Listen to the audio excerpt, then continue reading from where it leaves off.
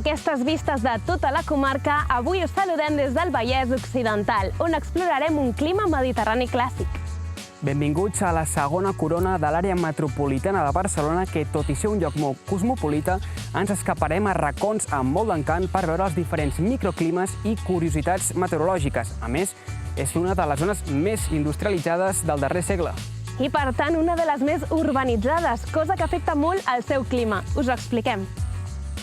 El Vallès Occidental, situat a la depressió prelitoral, pertany a la fossa tectònica del Vallès Penedès i està encaixonada entre la serralada prelitoral que té Sant Llorenç del Munt com el sostre de la comarca amb 1.100 metres i la serralada litoral o l'Obaga de Collserola. La comarca la travessen rius de cabal escàs i irregular com el Ripoll i Riera de Calders, que conflueixen més avall al Besòs, i la Riera de les Arenes, que s'uneix al Llobregat. Des d'aquí podem veure una de les zones on es forma un microclima diferent, l'Obaga de Collserola. Aquests boscos i les zones perifèriques tenen una temperatura inferior perquè s'escapen de l'illa de calor. Passa el mateix a Rellinars, Vacarisses i Sant Llorenç Savall, poblacions envoltades de muntanya, on també es donen inversions tèrmiques i són bons congeladors en comparació a Terrassa, on es produeix l'efecte de l'illa de calor. L'illa de calor prové de l'escalfor de l'asfalt i de la densitat de pisos, calefaccions o vehicles que fa que totes les seves poblacions tinguin un aura més càlid respecte a la perifèria de fins a 2 graus en alguns casos com Terrassa i Sabadell.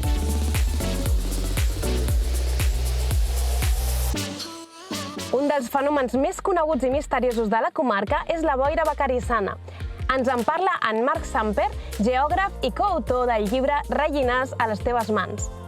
Vacarisses es troba enclotat entre la Serra de l'Obac i Montserrat, una autèntica olla orogràfica que fa que l'aire es dipositi fàcilment i es formi una boira de radiació que aquí es coneix amb el nom de vacarissana.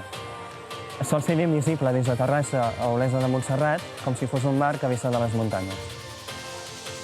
La vacarissana també es reprodueix en altres municipis veïns, com Rellinars, i això ho expliquem molt bé a la guia excursionista i geogràfica de Rellinars a les teves mans.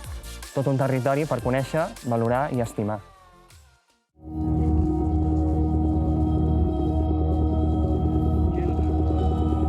L'any 1962 van tenir lloc les famoses riuades del Vallès, amb fortes inundacions i desbordaments dels rius Llobregat i Besòs que van deixar moltes víctimes.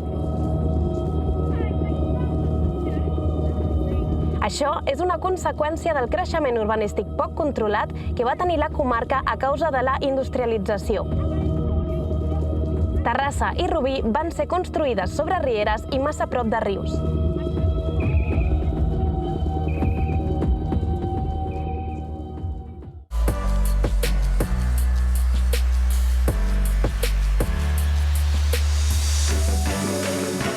Aquest d'aquí és el popularment conegut Llac Petit, un dels pocs punts humits de la comarca.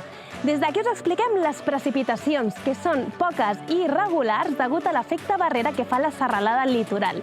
Tot i això, a l'estiu es formen tempestes que són intenses al nord de la comarca.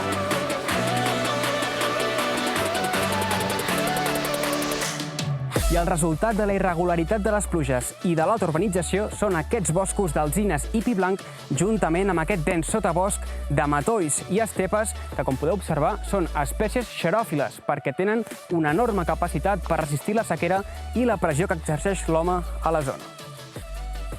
Tot i que les raconades més humides i fresques, sovint localitzades a punts de muntanya orientats al nord i nord-oest o al connector biològic Sant Llorenç del Munt i Collserola, es poden trobar a comptagotes alguns roures, pi roig i pi pinassa. I ens acomiadem de l'aventura del Vallès des de la Biblioteca del Castell de Vacarisses, on podem veure la presència majestuosa de Montserrat, el seu emblemàtic monestir, i als peus el Llobregat fent de frontera de la comarca.